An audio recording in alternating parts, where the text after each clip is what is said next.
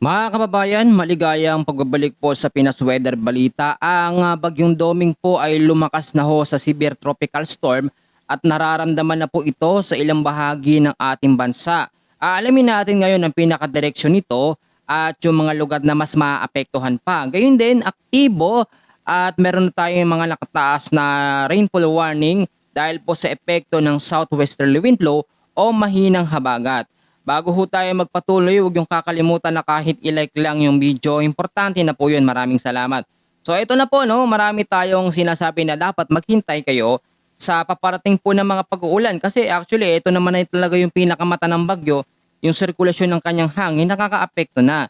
And lagi kong pinapaalala, dapat magpasalamat na lang yung hindi po nakakaranas ng mga bugso ng mga pag-uulan dahil lalo low-lying areas, alam naman natin yan.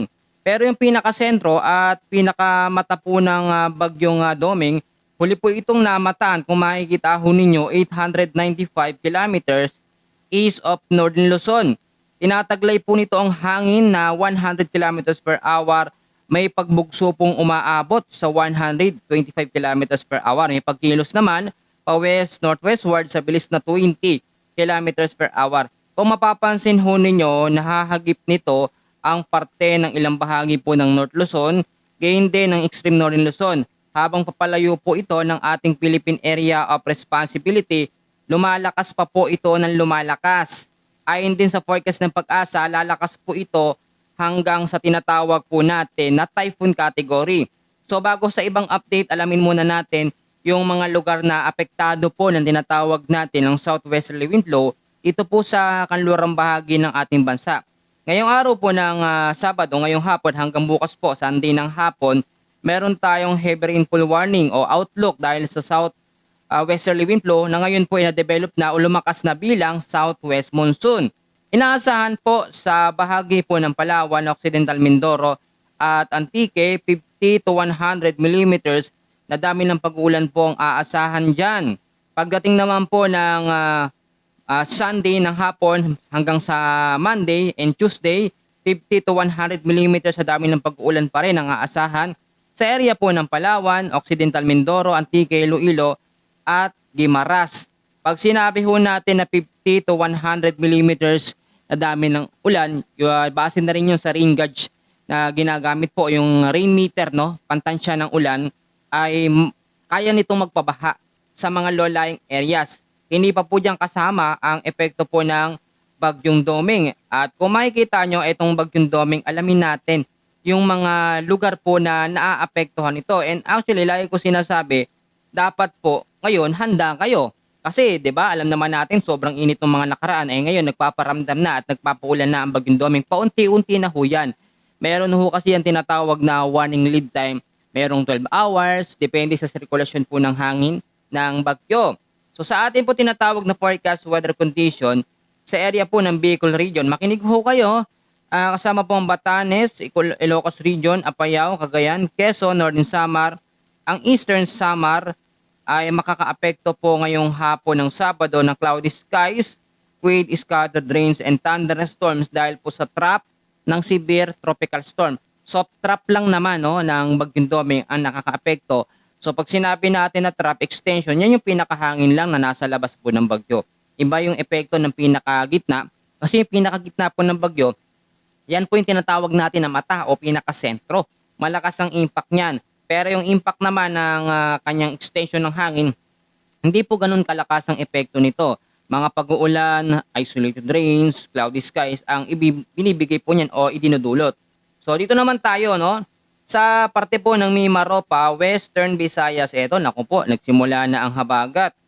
Negros Island Region, Zamboanga Peninsula, Sacsargen, BARM o BARMM, Batangas at Lanao del Norte, apektado na po ng tinatawag natin na southwest monsoon.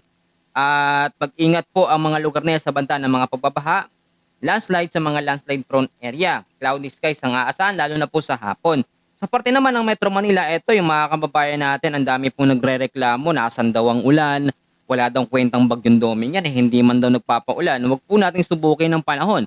Huwag natin subukin ng bagyo dahil once yan ay magpaulan, baka hindi natin mapigilan yan. Metro Manila, nalalabing bahagi po ng Luzon, Visayas at Mindanao, same scenario pa rin. Bandang hapon ang tsansa ng mga maulap na kalangitan at mga isolated light rains and heavy rainfall. At lagi ko pinapaalala yung mga lugar po sa parte ng Metro Manila, ilang bahagi po ng Luzon, Visayas at Mindanao, kinakailangan po ng dobleng alerto. Dahil nga itong pag-uulan po na ating mararanasan, hindi lang dahil sa Bagyong Doming o trap extension ng Bagyong Doming. Kaya ng umaga medyo nakaranas tayo ng mga pag-uulan dahil sa trap ng bagyo.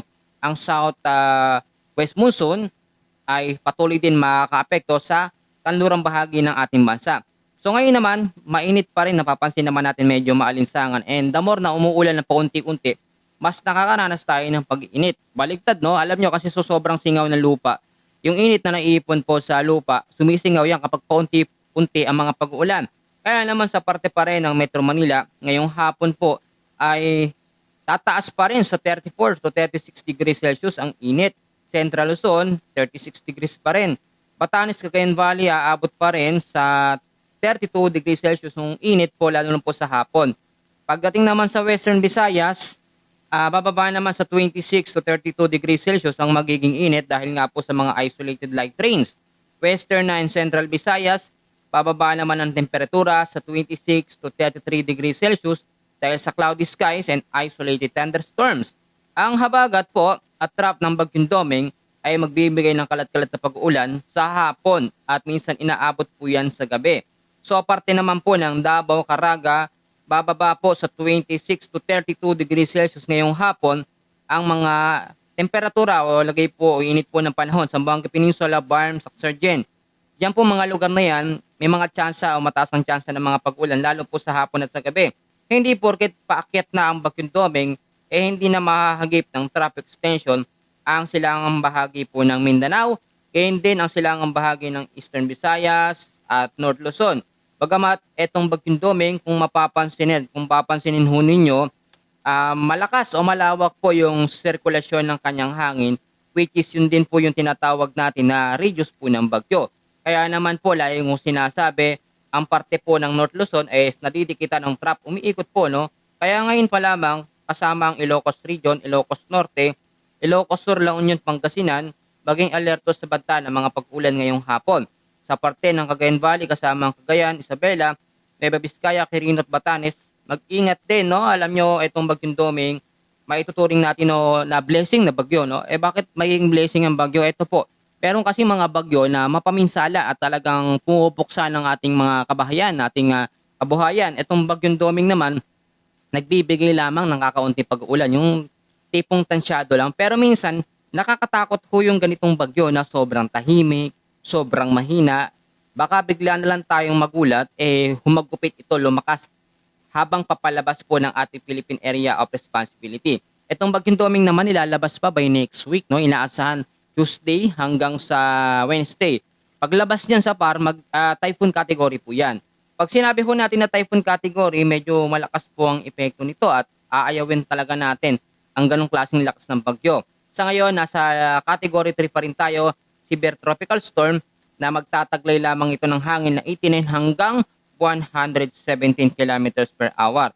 And then sa mga susunod na mga araw, Sunday, pagdating po ng Monday, Tuesday, ay magiging typhoon category ito, nalalakas ang hangin hanggang 118 to 184 kilometers per hour. Pero sa mga forecast na naglalabasan at mga kababayan natin nagtatanong kung aabot ba sa magiging super typhoon ang Bagyong Doming, sa ngayon, habang nasa loob ito ng ating Philippine Area of Responsibility, nagaganap na yung tinatawag natin na intensification o paglakas ng bagyo dahil nga po sa pagkabuo ng habagat. Actually, etong mahinang habagat o southwesterly wind flow ilang araw na ito, totally na-develop na ito at nakataas na rin ang rainfall warning sa ilang bahagi po ng kanluran ng ating bansa. Kaya mag-ingat po tayo. Bagamat sa ngayon hindi pa nakikita sa forecast and sa ating advanced weather system na magiging super typhoon itong Bagyong Doming, maging handa na lamang po tayo at maging alerto.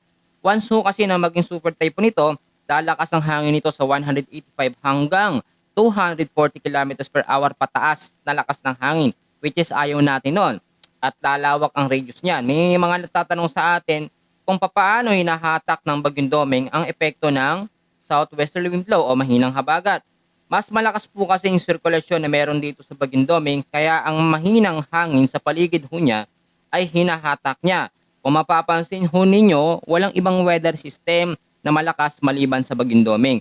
Yung easterlies totally nawala na. Yung parte ng Metro Manila, Luzon, Visayas at Mindanao, sa hapon ay pwede ang mga localized thunderstorms. And pag localized thunderstorms, yan is kalaban natin na pag-uulan talaga. At gusto naman talaga natin ng mga pag-ulan pero ayaw natin ng halos araw-araw umuulan. Kaya po mga kababayan, layo ko sinasabi, magdoble ingat.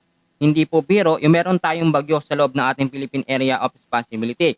Kung hindi man umuulan sa inyong lugar, kung mahina man ang ulan, ipagpasalamat na lamang natin dahil nga po nasa wet season na tayo. Expect natin next month, may next week, may mga pag-uulan.